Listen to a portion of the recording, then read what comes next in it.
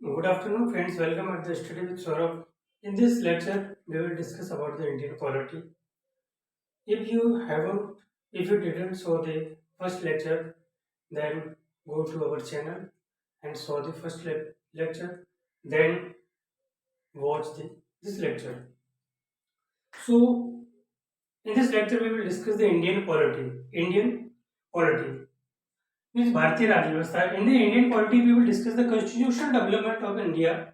भारत का संवैधानिक विकास इस वीडियो में हम भारत के संविधान के विकास के बारे में पढ़ेंगे. In the constitutional development of India we will discuss the two things. First is company rule and second is the crown rule.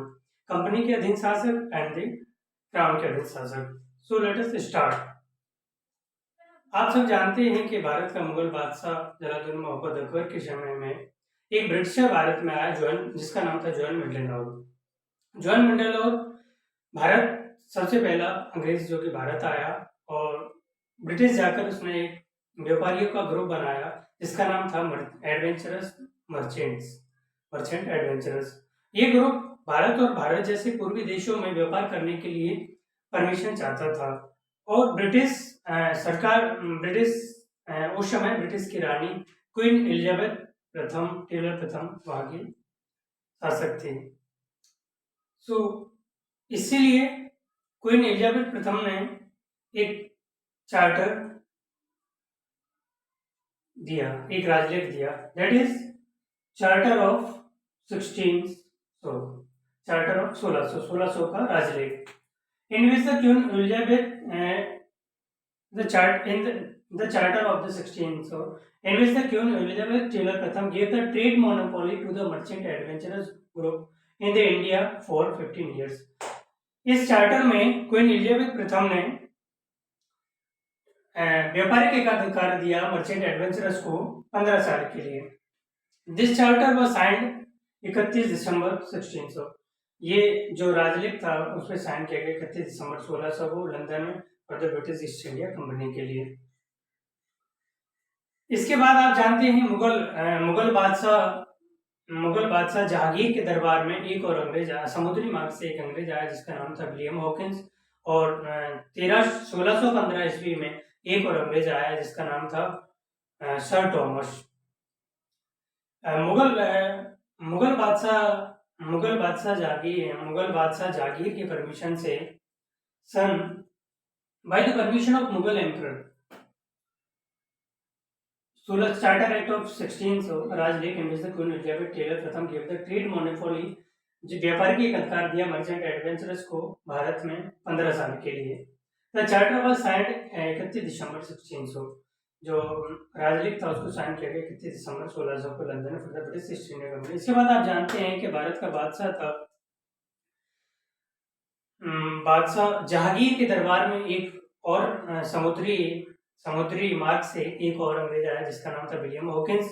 And 1615 ईस्वी में एक और ब्रिटिशर्स या फिर अंग्रेज आया भारत में जिसका नाम था सर थॉमस इन 1615.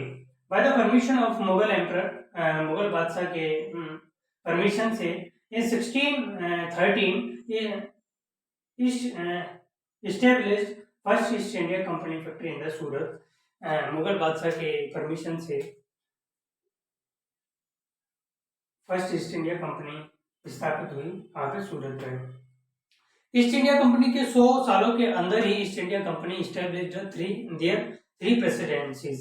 जो 100 सालों के अंदर ईस्ट इंडिया कंपनी ने अपनी 3 प्रेसिडेंसी स्थापित की जो कि पहली है बंगाल, दूसरी Madras and third one is Bombay.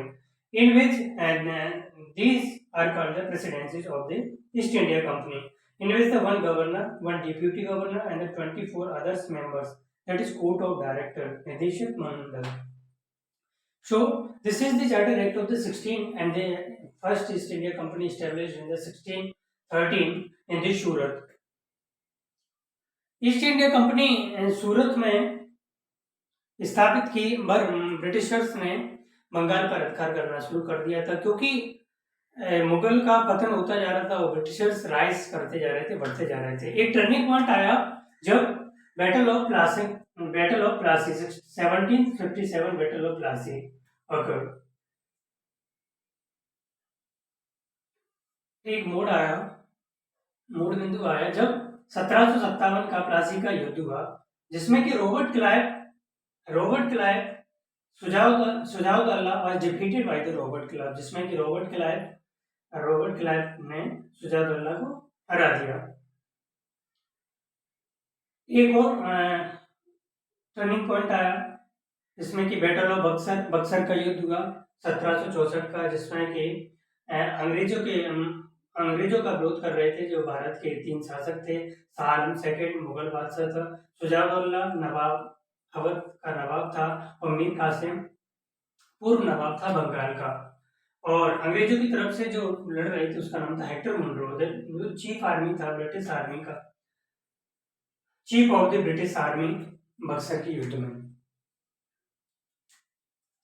So this is the battle of the Plassey in which the Sujaudullah was defeated by the Robert Clive, and this is the battle of Buxar 1764, in which the Hector Munro defeated the three emperors, of the India, that is Shah Alam second Mughal and Sujaudullah Nawab of Awadh, Mir Qasim ex Nawab of the Bengal. After 1 year, इसके एक साल बाद 1765 में treaty हुई इलाहाबाद की। In this after 1 year treaty of Allahabad, जिसमें कि British सरकार की